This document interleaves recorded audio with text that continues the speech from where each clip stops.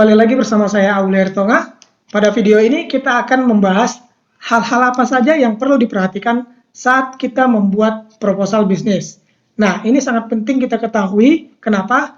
Agar nantinya ketika kita praktik membuat proposal bisnis itu tidak menyalahi aturan dan tentunya tidak akan merepotkan kita ketika kita menghadapi kesalahan-kesalahan. Ada beberapa hal yang perlu Anda ketahui ketika Anda ingin membuat proposal bisnis. Yang pertama adalah format proposal bisnis. Memang secara umum format proposal bisnis ini hampir sama, tergantung penyelenggara atau tergantung lembaga yang meminta proposal tersebut. Bisa saja lembaga A meminta proposal bisnis dengan jenis A, sementara lembaga yang lain meminta proposal bisnis dengan format yang berbeda. Tapi secara umum format untuk membuat proposal itu sama saja, apalagi proposal bisnis. Nah, tapi perlu Anda ketahui, proposal yang ditujukan untuk mengajukan pendanaan itu agak sedikit berbeda dengan proposal yang digunakan untuk kompetisi.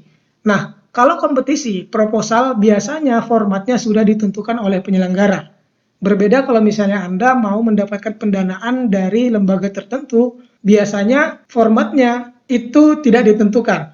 Walaupun memang ada beberapa mungkin pemerintah seperti Kemenpora atau Kementerian Koperasi itu juga sudah menyiapkan formatnya, tapi ada beberapa nanti yang akan kalian temui, mereka tidak menyediakan format. Jadi kalian bisa mengikuti format yang sudah ada atau yang sudah pernah digunakan untuk lembaga lainnya. Nah, yang paling penting di sini adalah ketika kalian sudah paham bahwasanya untuk membuat sebuah proposal itu ada formatnya, maka sebaiknya ketika kalian mau memulai untuk membuat proposal bisnis, perhatikan terlebih dahulu apakah lembaga tersebut mensyaratkan format tertentu atau tidak. Kenapa? Karena kalau misalnya mereka memang mensyaratkan format tertentu sementara Anda tidak mengikutinya, maka nanti proposal Anda akan ditolak dan mungkin akan mengalami kesulitan kalau mau membuatnya lagi. Nah, yang kedua adalah perhatikan bobot penilaian. Nah, ini ditujukan untuk proposal bisnis yang mengikuti kompetisi. Biasanya untuk sebuah kompetisi itu ada bobot-bobot penilaian yang sudah ditentukan oleh penyelenggara. Oleh sebab itu, sekali lagi sebelum kalian memulai untuk membuat proposal tersebut, kalian harus baca terlebih dahulu syarat-syarat apa saja yang diminta oleh penyelenggara. Agar apa? Agar kalian bisa maksimal dalam mengerjakan proposal tersebut. Yang ketiga adalah jumlah pendanaan. Nah, ini juga sangat penting kalian perhatikan. Sebab bagi investor, jika pendanaan tidak jelas, jika proyeksi keuangan kalian tidak jelas, tidak masuk akal, maka ada kemungkinan proposal kalian nantinya akan ditolak. Oleh sebab itu, sebelum kalian membuat proposal, kalian harus tentukan terlebih dahulu di awal berapa pendanaan yang ingin kalian dapatkan dan untuk apa pendanaan tersebut setelah kalian terima. Jadi bagaimana kalian nanti mempertanggungjawabkan pendanaan tersebut ini sangat penting dituangkan dalam bentuk proposalnya kalian. Nah, kalau dari pengalaman saya dulu ketika berkompetisi di Kementerian Koperasi pada tahun 2014, mereka sudah menentukan berapa dana yang akan diberikan kepada pemenang.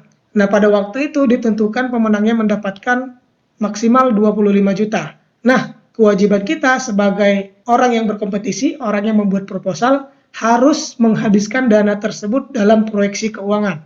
Jadi, kita harus berpikir, Anda harus berpikir gimana caranya 25 juta itu habis dalam bentuk rencana anggaran belanja. Nah, ini perlu kalian pikirkan dan perlu kalian perhatikan. Yang keempat, hal yang harus Anda perhatikan ketika membuat proposal adalah waktu pengerjaannya atau timeline-nya. Nah, ini berlaku untuk kompetisi bisnis. Nah, sebelum kalian membuat sebuah proposal mengikuti sebuah kompetisi bisnis, kalian harus membaca terlebih dahulu aturan-aturannya. Kalian harus tahu kapan progres submission-nya berakhir, kapan waktu dewan juri untuk melakukan penyisian proposal, kalian harus tahu itu semuanya.